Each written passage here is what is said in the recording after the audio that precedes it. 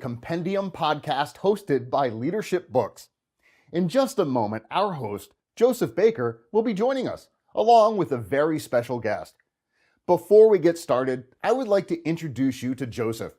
He's a podcaster, event producer, writer, speaker, and audience builder. His passion is to help authors, speakers, and entrepreneurs build their audiences to monetize their leadership. Won't you please welcome our host, Joseph Baker. Well, thanks so much for that intro. I'm here today in this episode of the Compendium podcast with Dr. Troy Hall. Dr. Troy has been featured on the Today Show, ABC, Beyond the Business Radio Show, and CEO World. He's an award-winning culture strategist, a radio show host, speaker, author, and talent retention expert.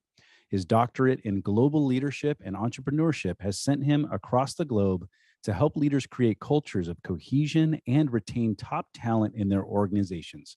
Dr. Troy Hall, welcome to the Compendium podcast. Well, thanks, Joseph. It's good to be here. And if I were any better, I'd be you. Hey, all you need is a hat. I think next time you'll have to pick up a hat for yourself. I do. I'm going to have to do that. I don't know that I look really good with a hat, but it'll work. We'll try it out. Well, I'm very excited to interview you today. Most excited for our viewers and our listeners. I believe we're going to add a lot of value to them today. So thank you so much for giving us some of your time. Let's go ahead and jump right in. Tell us a little bit about your book and why it is that you wrote this book in the first place. Just kick it off and tell us a little bit about that. Well, super. So the book is Cohesion Culture, Proven Principles to Retain Your Top Talent. And the book was written specifically for leaders to help them retain talent, because in 2018 and 2019, when I was crafting the book, the one thing I recognized in the marketplace is that there were not very many tools or resources for individuals to retain talent. There was a lot of information on how you acquire talent, what you might do with them through the training or an onboarding experience, and I felt that it was really missing. So I leveraged my PhD in Global Leadership and Entrepreneurship because my dissertation was in group dynamics with an emphasis on cohesion.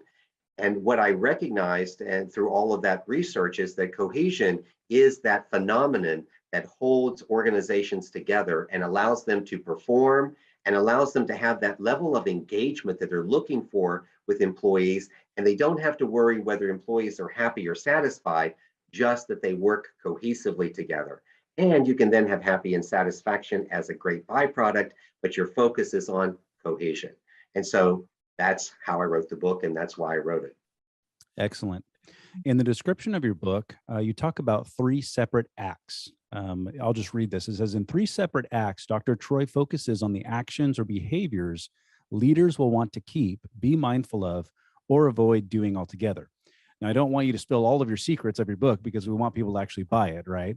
But Yes. Tease us a little bit with these 3 acts. What are you speaking of there? Well, I wrote it in 3 acts because it's not your traditional business book where it's very dry and it's academic. It says doctor on the outside, so you might think it's academic and just all these theories.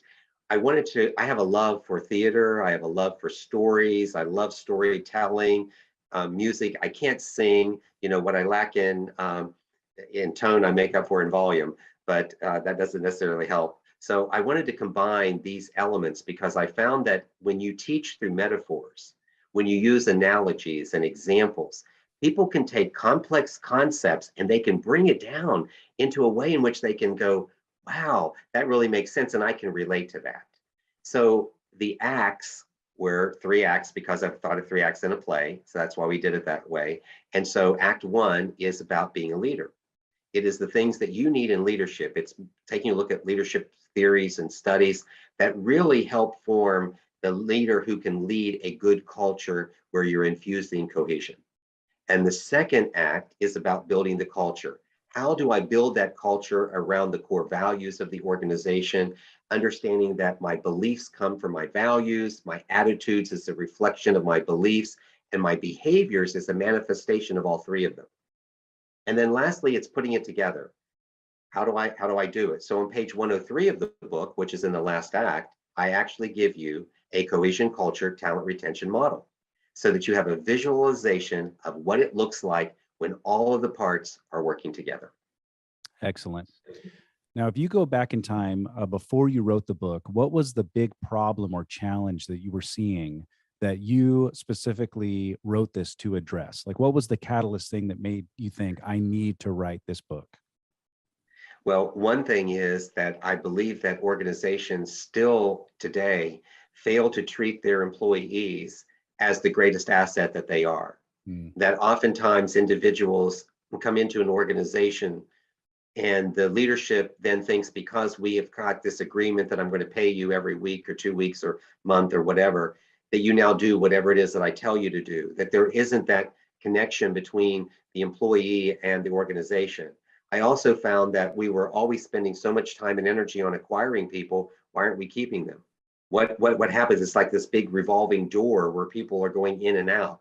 And how do you put some stabilization to that? And what is it? And what it really boils down to was lack of leadership. That's still the number one reason today that people leave an organization is because of the disconnect they have with their supervisor.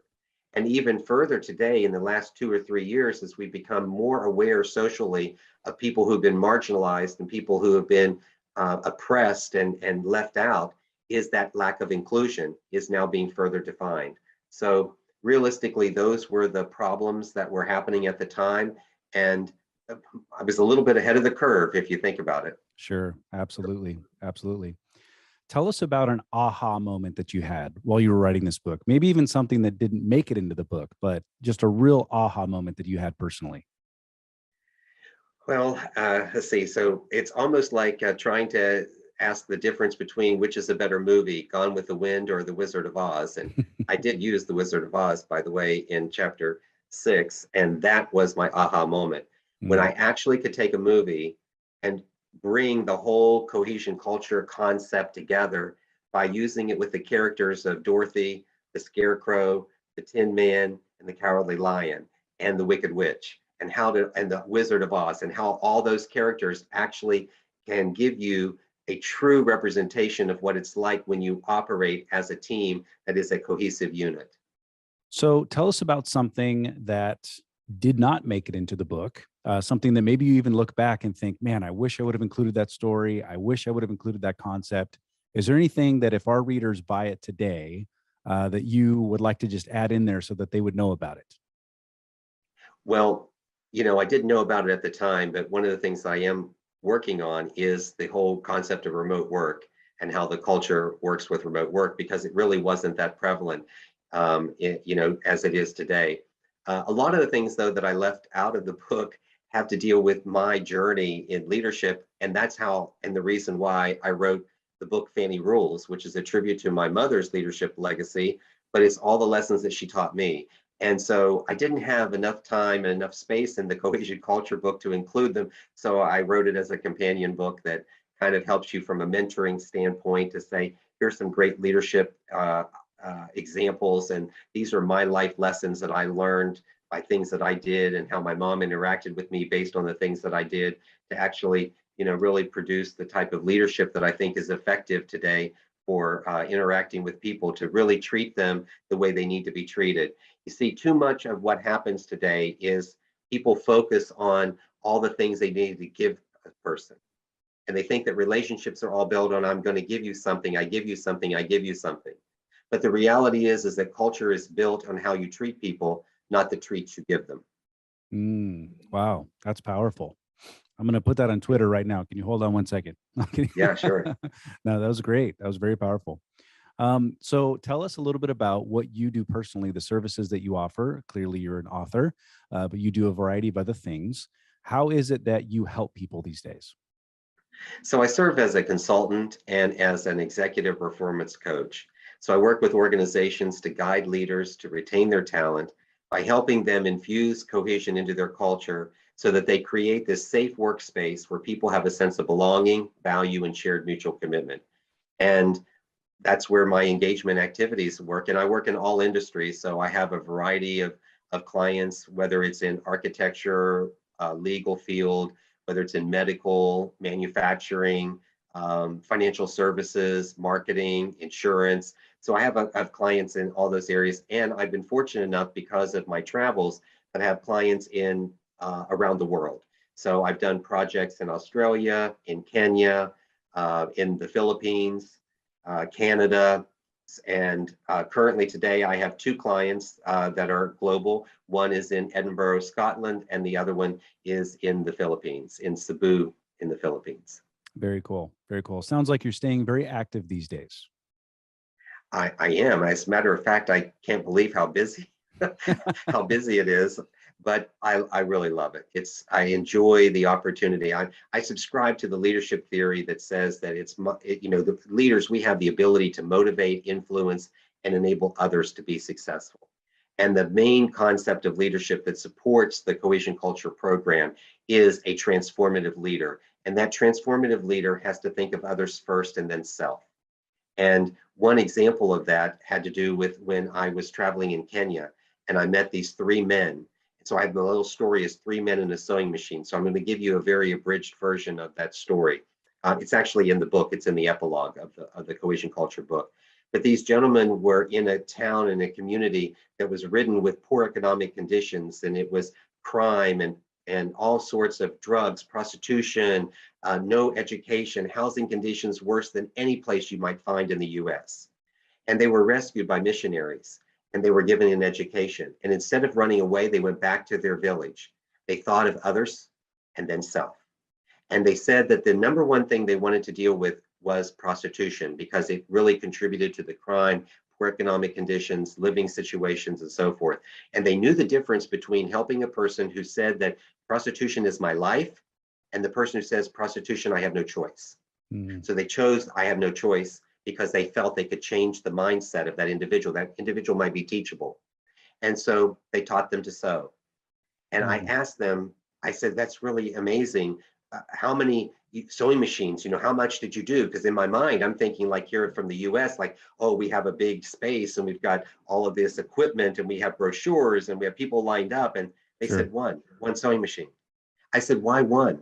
They said, because we change the mind of one, we change the mind of two, who will change the mind of four, who will change the mind of six. And we have to deal with the one because we have to see their plight. We have to understand what they're doing.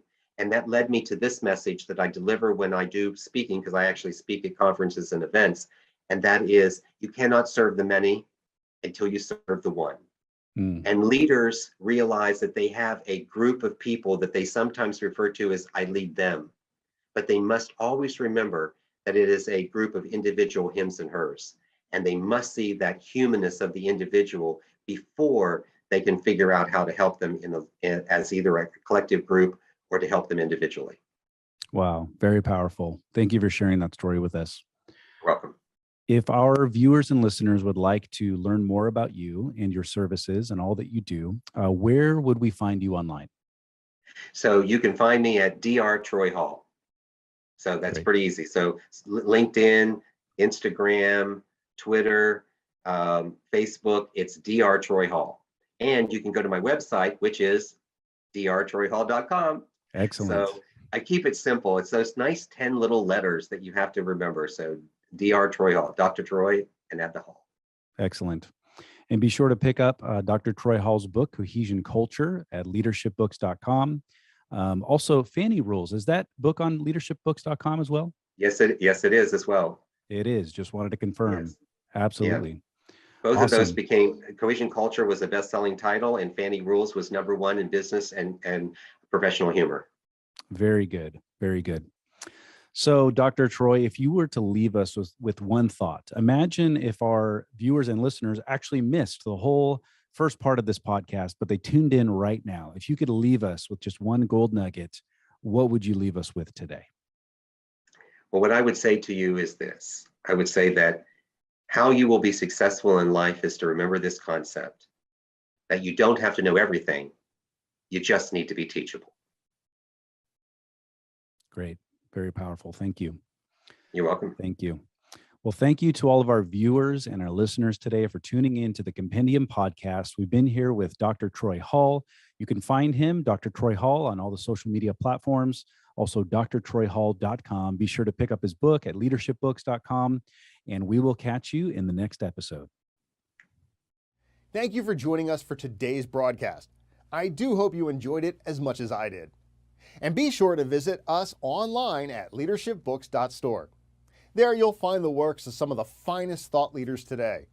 And be sure to tune in here each week to gain even deeper insights from one of those leaders on the Compendium podcast.